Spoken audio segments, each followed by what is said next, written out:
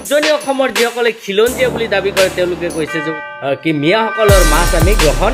আপোনালোকক মই দেখুৱাই আছো এয়া চাওক মিয়াৰ পুখুৰীত কি ধৰণৰ বস্তু খুৱায় অসমত চৰকাৰ নাই নেকি যদি চৰকাৰ নাই যদি চৰকাৰ বিফল হৈছে তেতিয়াহ'লে ডিক্লেয়াৰ কৰি দিয়ক আৰু শৃংখল চলি থাক আমাৰ লৱাৰ অসমত আহিব দিয়ক চান্দা তোলাৰ কাৰণে আমি চান্দা দি দিম কেইবাদিন ধৰি এটা বিষয়বস্তুৱে গোটেই অসমত তোলপাৰ কৰিছে আৰু সেই বিষয়বস্তুটো হৈছে মাছ লৈ এনেকুৱা এটা হুলস্থুলীয়া পৰিৱেশ হৈছে যে গোটেই অসমৰ মিয়াখিনিৰ ওপৰত এটা টাৰ্গেট হৈ পৰিছে আৰু যিসকলে খিলঞ্জীয়া বুলি নিজকে দাবী কৰে তেওঁলোকে কৈছে যে আমি মিয়াৰ মাছ নাখাওঁ এই বাকযুদ্ধৰ সময়তে এটা বিশেষ বস্তু মই আপোনালোকক দেখুৱাব বিচাৰিছোঁ আপোনালোকক মই দেখুৱাই আছো এয়া চাওক মিয়াৰ পুখুৰীত কি ধৰণৰ বস্তু খুৱায় সেই বস্তুখিনি মই দেখুৱাম আপোনালোকে চালে নিশ্চয় আচৰিত হ'ব যে মিয়াৰ মাছ আসলতে প্ৰডাকশ্যন কেনেকৈ কৰে এয়া চাওক মই এটা পেকেট দেখাইছোঁ এই পেকেটত ডাঙৰ ডাঙৰ মাছৰ ছবিবিলাক আছে আৰু এই মাছবিলাক কেনেকৈ প্ৰডাকশ্যন কৰা হয় এই খাদ্যবিলাকে মিয়াৰ মাছক খুৱায় আপোনালোকে নিশ্চয় দেখা পাইছে এইফালেও কেইবাটাও বস্তা আছে এয়া চাওক মই বেছি নেদেখাওঁ এয়া চাওক এইটো হৈছে এটা পেকেট মাত্ৰ 40 কেজি ওজনৰ পেকেটৰ দাম হৈছে 2260 টকা আৰু এনেকুৱা কিমান পেকেট ইয়াতে খোৱা হৈছে চাওক মই দেখুৱাইছোঁ আপোনালোকক 1-2 পেকেট নহয় চাওক এই বস্তাৰ ধূপবিলাক চাওক কিমান বস্তা কি দানা এওঁলোকে খুৱাইছে এয়া চাওক এয়া সব বস্তা ইমানখিনি পেকেট তেওঁলোকে কি কৰিছে মাছক খুৱাইছে এতিয়া মই ক'বলগীয়া বিষয়টো হৈছে যে এই খাদ্যখিনি আসলতে কেমিকেল জাতীয় নে কি সেই বস্তুখিনি মই আপোনালোকক দেখুৱাব বিচাৰিছোঁ আপোনালোকে হয়তো আচৰিত হৈছে এয়া চাওক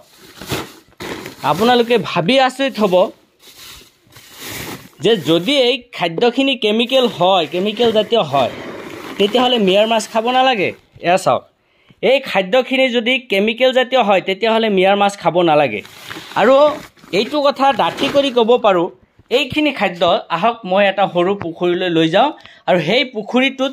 অলপখিনি ঠাই আৰু এই গোটেইখিনি খাদ্য আজি দিব লাগিব মানে ইয়াতে 1,500 টকা মানৰ খাদ্য আছে আহক আমি পুখুৰীটো লৈ যাওঁ প্ৰথমত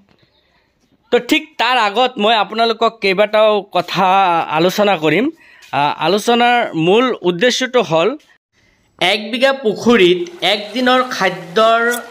মূল্য হ'ল 1500 টকা তেতিয়াহ'লে 5 বিঘা পুখুৰী থাকিলে প্ৰত্যেক দিন খুৱাব লাগিব 7,500 টকা এতিয়া এই 7,500 টকা খৰচ কৰি যদি এজন মাছ উৎপাদনকাৰীয়ে মাছখিনি অলপ সবল কৰে শক্তিশালী কৰে অলপ ডাঙৰ কৰে আৰু সেই মাছখিনিৰ ওপৰত ইমান অত্যাচাৰ সেই মাছখিনিৰ ওপৰত ইমান বেয়া মন্তব্য হে কেতিয়াও হ'ব নোৱাৰে আৰু এইখিনি নিশ্চিত যে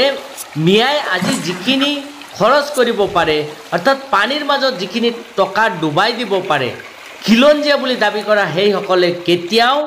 সেই পইচাখিনি খৰচ নকৰে আৰু যাৰ কাৰণে তেওঁলোকৰ প্ৰডাকশ্যনখিনি নহ'ব আৰু নিশ্চিতভাৱে চাব লাগিব যে তেওঁলোকে মিয়াৰ ওপৰত নিৰ্ভৰ কৰিবই লাগিব আজি মিয়াই যিখিনি পৰিশ্ৰম কৰিব পাৰে খিলঞ্জীয়া বুলি দাবী কৰা সেইসকল ব্যক্তিয়ে কিন্তু তাৰ 20% পৰিশ্ৰমো কৰিব নোৱাৰে আজি যিসকলে খিলঞ্জীয়া বুলি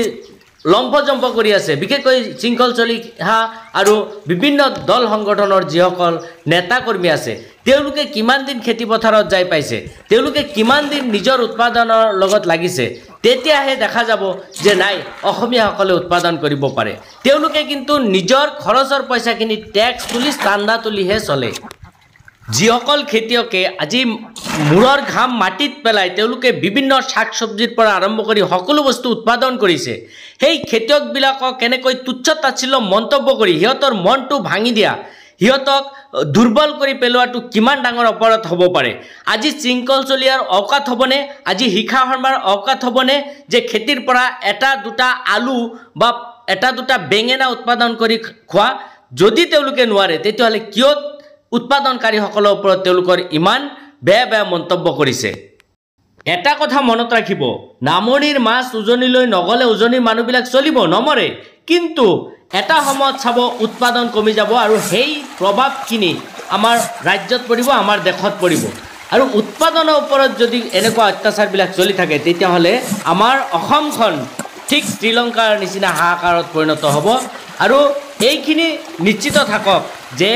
আমাৰ মিয়াসকলে শাক চব্জি উৎপাদন নকৰিলেও তেওঁলোকে ভালদৰে চলিব পাৰিব, কাৰণ তেওঁলোকে পৰিশ্ৰমী, তেওঁলোকে কৰ্ম কৰি থাকিব পাৰে।